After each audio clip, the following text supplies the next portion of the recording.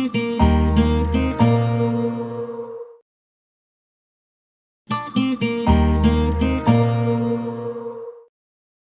semua pasti sudah sering dengar ya tentang kehamilan ektopik atau kehamilan di luar kandungan. Jadi kita itu kalau hamil itu kan janinnya tumbuh di dalam rahim atau di dalam uterus ya, dalam uterus.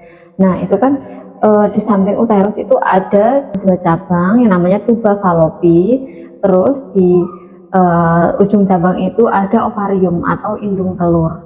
Nah kehamilan ektopik itu kehamilan yang terjadi di luar uterus atau di luar rahim, bisa di saluran tuba fallopi tadi, atau bisa juga di dalam indung telur, atau bahkan ada yang sampai robek menembus peritoneum atau perut.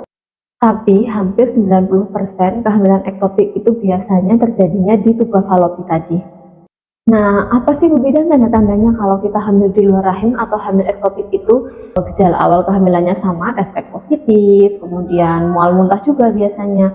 Tapi ketika di USG itu akan nampak bahwa janin itu implantasinya atau perlekatannya tidak di dalam rahim. Kehamilan di luar rahim yang terganggu itu sudah menimbulkan nyeri. Biasanya ibu nyeri luar biasa di perut bagian bawah atau bisa sampai pingsan. Bisa juga muncul perdarahan atau bercak, bisa sedikit, sedang, atau banyak. Biasanya yang kehamilan ektopik terganggu itu pasien sudah mulai penurunan kesadaran karena itu nyeri sekali. Jadi pasien harus segera dilarikan ke ruang operasi untuk dilakukan laparotomi. Jadi beda dengan sesar ya.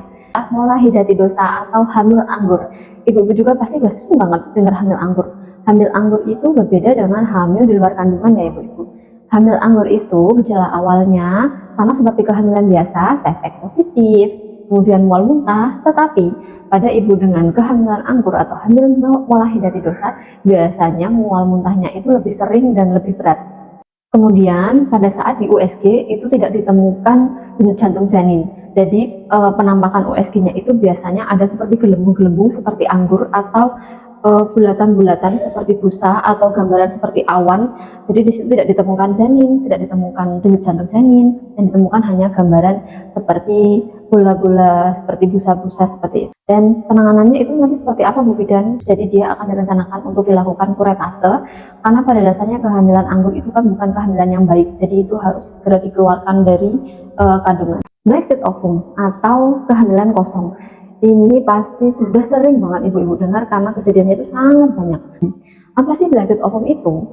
Blacked ovum itu sama dengan ibu hamil seperti biasanya. Jadi saat tespek juga hasilnya positif. Tapi tanda selanjutnya adalah saat di USG itu sudah nampak kantong, tapi nggak ada isinya. Jadi nggak ada janinnya, nggak ada denyut jantungnya. Kemudian biasanya kantongnya itu ukurannya lebih kecil daripada ukuran yang seharusnya. Jadi misalnya nih ibu pertama kali USG itu usia 6 minggu, itu kantongnya sudah nampak tapi kecil, atau bahkan ada yang kantongnya belum nampak. Kemudian biasanya dokter akan mengajarkan untuk pemeriksaan 2 minggu lagi. Nah nanti saat ibu USG lagi di usia 8 minggu, itu mungkin nampak kantong tapi kecil, dia sesuai 5 minggu atau 6 minggu itu. Pasti akan direncanakan tindakan kuretase, sama seperti abortus yang lainnya tadi itu.